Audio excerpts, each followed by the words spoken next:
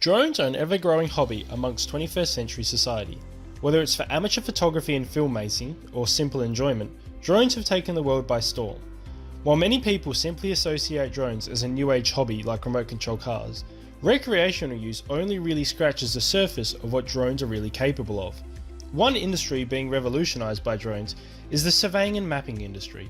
Also referred to as unmanned aerial vehicles or remotely piloted aircraft systems, drones can be system fitted for a variety of tasks and operations. We will answer a range of common questions and provide an insight into what makes drones really fly. The history of UAVs.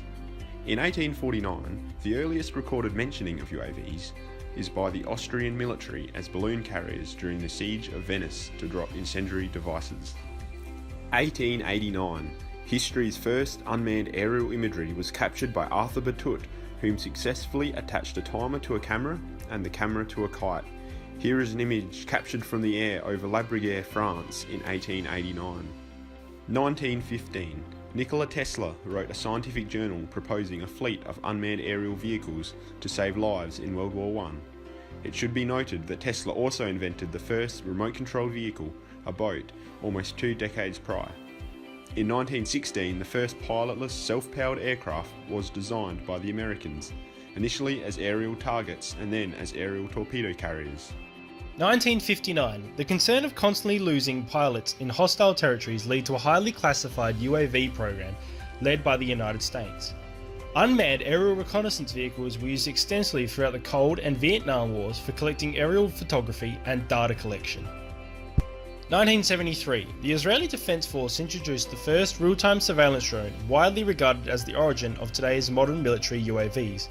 In the words of United States Air Force General George S. Brown, "The only reason we need UAVs is that we don't want to needlessly expend the man in the cockpit." Later that year, General John C. Meyer stated, "We'll let the drones do the high-risk flying. The loss rate is high, but we are willing to risk more of them. They simply save lives." 2002. By the 21st century, constant advancements in drone technology have led to the adoption of drones over piloted aircraft in over 50 countries. The advance of UAV technology drove pricing and unit size to the point where civilian applications were achievable. In 2002, Australia implemented the world's first civilian UAV regulations as commercial drones first entered the market. 2010 to present day. The past decade has seen rapid growth in the drone sector due to miniaturization of battery and robotic and camera technologies at affordable prices. The capabilities of drones are becoming widely recognized in the surveying industry. Types of UAVs. UAVs can be classified under 2 main categories: fixed wing and multi-rotor. Fixed wing consists of a rigid wing with lift generated by the vehicle's forward airspeed. Airspeed is generated through the means of a propeller turned by either an internal combustion engine, but usually an electric motor. Control of the UAV comes from ailerons, elevators and a rudder, although due to the size of most fixed-wing drones, these functions are usually combined in a single pair of ailerons. Fixed-wing UAVs are an inherently simpler structure than multi-rotor, with less fragile moving parts. The gliding capabilities also enable longer flight durations at higher speeds, while greatly reducing the chance of damage in the event of a power failure, while also potentially carrying greater payloads. Fixed-wing drones are more restrictive than multi-rotors, requiring an open area for takeoff, landing and general flight.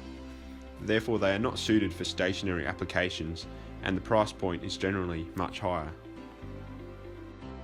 Multi-rotor consists of 2 or more rotor blades that rotate around a fixed mass. The blades generate the lift, hence do not require constant airspeed. Control of multi-rotor UAVs come from the variations in thrust and torque of various combinations of rotors. Advantages: ability to take off and land vertically. They have the capacity to hover and perform agile maneuvering, maintaining visual on a single target for extended periods of time, and all generally a lower price point. Disadvantages: greater mechanical and electronic complexity mean they are more fragile and easily damaged. Higher operational costs due to lower speeds and therefore a shorter flight range. Comparison of capabilities. The decision of fixed wing versus multi-rotor depends on the requirements of the user. Initially, price is a major factor, with multi-rotors undercutting fixed wings substantially in most situations. However, fixed wings are able to fly higher, further, and for a longer period of time, gathering several times more ground data from a single flight. However, the operating environments of fixed wings are much more restricted, requiring more takeoff and landing space and with much less manoeuvrability in confined spaces. Multi-rotors are able to capture highly targeted photography, both vertical and oblique, a major limiting factor of fixed wings.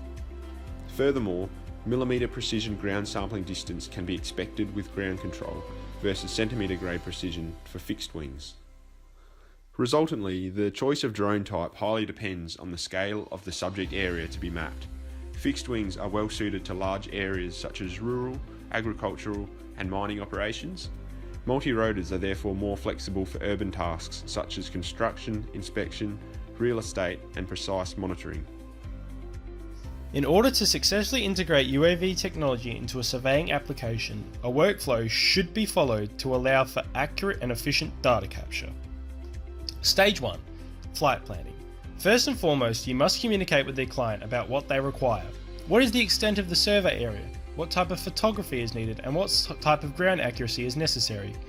Most proprietary software systems will take over once the coverage area and GSD are set, automatically defining maximum flight height, flight lines, and image capture points to achieve the set parameters. Stage 2. Flight lines and image overlap. For end products such as 3D orthophotos or point clouds, it will be necessary to ensure sufficient stereo coverage by altering flight lines to achieve minimum side overlap, which is generally 60%. Forward overlap is more easily obtained as it is in the direction of flight, simply image frequency. It is also important to set a landing zone prior to takeoff in the event the UAV resorts to return home mode. Stage 3. Establish ground control points. When it comes to achieving accuracy, most modern survey-grade drones feature onboard RTK GNSS and IMU systems for real-time position and orientation of each photograph. While RTK can deliver similar accuracies without ground control, it is good practice to control the survey with independently measured ground control points. At a minimum, 3D ground control should be placed in each corner and additional vertical ground control in each strip due to the difficulty in achieving vertical accuracy. Another good practice is to conduct perpendicular cross strips at each edge of the block to strengthen the solution, as shown here in these diagrams. Stage 4, the part you have all been waiting for. Conduct the flight. Flying is best undertaken on days with bright, even lighting and minimal wind to ensure consistent and stable photographs. Most UAV systems autonomously complete the flight plan, however a trained operator is required to monitor progress, alter the flight plan, or manually take over if necessary. An important rule of thumb used in the commercial UAV industry is to always return home with 40% battery remaining to minimise the risks. The last thing you want to see is your expensive investment plummeting from the skies. Stage 5. Export data. All data is generally stored to an onboard memory card. All imagery is georeferenced to the flight log data containing image metadata, orientation and position parameters. Imagery and flight log data is then transferred to a computer system ready for post-processing. Quality reports can be produced to verify the accuracy of the fieldwork. Stage 6. Generate product deliverables. There is a wide range of photogrammetry software platforms available. The choice depends on the UAV manufacturer and data formats being used. The relative orientation between images and absolute orientation to the coordinate system is solved by a process known as aerial triangulation. The deliverables that may be produced include raw imagery, RGB or multispectral, orthomosaic, a 3D point cloud with or without textured mesh, a digital elevation model, and contour lines. CASA regulations and licensing. The use of UAVs has been tightly regulated in Australia since 2002 under Part 101 of the Civil Aviation Safety Regulations of 1998. The Australian Government Civil Aviation Safety Authority, or CASA, oversees all regulations and licensing. Rules differ between recreational and commercial uses. However, any surveying application would strictly be considered a commercial purpose. Key rules that must be adhered to: maintain visual line of sight to the drone, maximum flight altitude of 120 meters, maintain a 30-meter buffer to other people, keep at least 5.5 kilometer distance from controlled aerodromes, fly only one UAV at a time, do not fly over emergency operations, public spaces, or events, and respect privacy. These rules are considered the standard operating conditions. If your drone weighs less than 2 kilograms, it is able to be flown for commercial purposes under the excluded category without a license. However, all standard operating procedures must be met and CASA requires notification prior to use. If flying outside of those standard operating conditions, a remote pilot's license is required. The REPL is where procedures in safe drone operations, knowledge of Australian aviation laws, and theory behind flying principles are taught. Once the REPL is completed, you are then able to fly commercially for an operator holding a remotely piloted aircraft operator certificate, or REOC. The REOC is valid for 12 months, after which it must be renewed. UAVs are fast becoming relevant in a range of surveying disciplines, including mining, using drones to collect detailed point cloud data to create elevation models, compute stockpile volumes, set out and cut and fill, and monitor structural stability.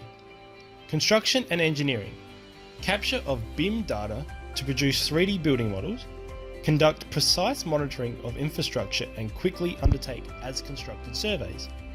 Cadastral survey and planning, useful for creating orthophotos to identify occupation such as fencing and buildings, and existing features for use in land division proposals. Agriculture and environment, monitor health and soil stability through a range of multispectral imagery such as NDVI. Above all, the major advantage of drones is their ability to obtain data quickly and easily without having to set foot in hazardous or hard to access site areas. As you have seen, these applications are only just the beginning. As UAV technologies develop, a raft of new possibilities can open up, and it is up to the surveyor to identify these new markets. Whatever the potential, it is certain that drones will play an increasingly important role in the surveying industry in the near future. Thank you for watching, and happy flying!